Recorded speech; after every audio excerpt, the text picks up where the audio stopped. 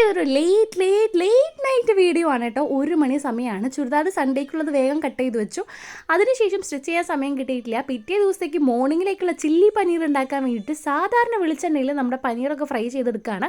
പിന്നെ സവോള, പച്ചമുളക്, ഉള്ളി, വെളുത്തുള്ളി ഇങ്ങനെയുള്ള കാര്യങ്ങളൊക്കെ ഇട്ടിട്ടാണ് നോർമലി നമ്മൾ ചില്ലി പനീർ ഉണ്ടാക്കുന്നത്. ടൊമാറ്റോ അങ്ങനെയുള്ള സംഭവങ്ങളൊക്കെ കേട്ടോ. അതൊക്കെ നോർമലി ഉണ്ടാക്കുന്ന പോലെ ഇത് പുലാവോ ഫ്രൈഡ് റൈസോ ഒക്കെ ആണ് എന്നുണ്ടെങ്കിൽ നിങ്ങൾക്ക് സോസസ് ആഡ് ചെയ്യുക. അപ്പോൾ കുറച്ചും കൂടി ബെറ്റർ ആയിരിക്കും കേട്ടോ. ഇത് നമ്മുടെ നോർമൽ ചോറിൻ്റെ കൂടെ ആയതുകൊണ്ട് ഞാൻ പിന്നെ അതൊന്നും ആഡ് ചെയ്തില്ല. നമ്മുടെ മുളക് പൊടി, മഞ്ഞൾപ്പൊടി, മല്ലിപ്പൊടി, അതുപോലെ ഉപ്പ്, പിന്നെ അതുപോലെ നമ്മുടെ മസാല, ഗരം മസാല ഇതൊക്കെയാണ് ആഡ് ചെയ്തിട്ടുള്ളൂ കേട്ടോ. അപ്പോൾ നിങ്ങൾക്ക് ബാക്കി ഇപ്പോൾ ചപ്പാത്തി അങ്ങനെയൊക്കെയാണ് നിങ്ങൾക്ക് സോസസും കൂടി ആഡ് ചെയ്താൽ കുറച്ചും കൂടി ബെറ്റർ ആയിട്ട് ഉണ്ടാക്കാൻ പറ്റും കേട്ടോ. അപ്പോൾ ഇത് ഡീപ്പായിട്ട് ഫ്രൈ ചെയ്യുമ്പോൾ ഒരു കാര്യം ശ്രദ്ധിക്കുക, ഉപ്പ് ഇത്തിരി കുറവായിരുന്നു. അപ്പോൾ പനീർ ആയതുകൊണ്ട് ഉപ്പ് പെട്ടെന്ന് വലിച്ചെടുക്കുക. അപ്പോൾ നിങ്ങൾ ഗ്രേവിയിൽ ഉപ്പ് കുറച്ചധികം ആഡ് ആക്കുക. അപ്പോൾ അതിൻ്റെ ഇടയിൽ ഫുഡൊന്നും കഴിക്കാൻ സമയം കിട്ടിയിട്ടില്ല. ഇതിൻ്റെ ഇടയിൽ നിന്നിട്ടാണ് ഞാൻ ഫുഡ് കഴിക്കുന്നത് കേട്ടോ. വേഗം ഇതൊക്കെ ഒന്ന് ഫ്രൈ ചെയ്തെടുത്തു. നമ്മുടെ വെളുത്തുള്ളി, പച്ചമുളക് ഇതൊക്കെയാണ്, ഇഞ്ചിയൊക്കെയാണ്. അതൊക്കെ ഫ്രൈ ചെയ്തെടുത്തതിന് ശേഷം അതിൽ കൂടെ അതിൻ്റെ ഒരു പച്ചമണം ഒന്ന് മാറുമ്പോൾ ഫുള്ളായിട്ട് ഫ്രൈഡ് ആവുമെന്ന് എനിക്കിഷ്ടമല്ല. ഈ ക്യൂബ്സ് ആയിട്ടായിരുന്നു ഞാനിതിൽ ഓണിയൻസ് അരിഞ്ഞിട്ടുണ്ടായിരുന്നു കേട്ടോ. ബിഗ് ഓണിയൻസ് ആണ്, സവോളയാണ്. സോ അതിട്ടു, ചില്ലി ഇട്ടു, എന്നിട്ട് നന്നായിട്ട് വഴറ്റി അതിൻ്റെ ഇടയിൽ ഞാൻ ഫുഡും കഴിച്ചു.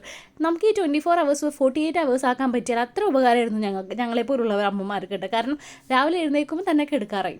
അപ്പോൾ എൻ്റെ ഒരു സമയം ഞാനൊരു ഡേ പേഴ്സൺ അല്ല, ഒരു നൈറ്റ് പേഴ്സണാണ്. നൈറ്റ് എത്ര നേരം വേണമെങ്കിലും ഞാൻ നിൽക്കും. പക്ഷേ രാവിലെ മോർണിംഗ് എഴുന്നേൽക്കുക, ഇവൻ്റെ കരച്ചിലും വാശിയാകുമ്പോൾ എനിക്ക് അത് ഒന്ന് ഹാൻഡിൽ ചെയ്തിട്ട് ബുദ്ധിമുട്ടായതുകൊണ്ട് നൈറ്റ് ഉണ്ടാക്കി വെച്ചാൽ ചേട്ടന് രാവിലെ ചൂടാക്കി കൊണ്ടുപോയാൽ മതി. അപ്പോൾ അതുകൊണ്ട് അതാണ് ഞാൻ ചെയ്യാറ്. തക്കാളിയും കൂടി ഇട്ട് നന്നായിട്ട് അതിൻ്റെ പച്ചമണം മാറി ഒന്ന് വഴണ്ടി വന്നതിന് ശേഷം ബാക്കി മസാലാസൊക്കെ നമ്മളുടെ മസാല എന്ന് പറയാൻ പ്രത്യേകിച്ചൊന്നുമില്ല. നമ്മുടെ ഉപ്പുണ്ടാവും, മഞ്ഞൾപ്പൊടി ഉണ്ടാവും, മുളക് പൊടി ഉണ്ടാവും. മുളക് പൊടി 2 എണ്ണം ഞാൻ ഇടും കേട്ടോ.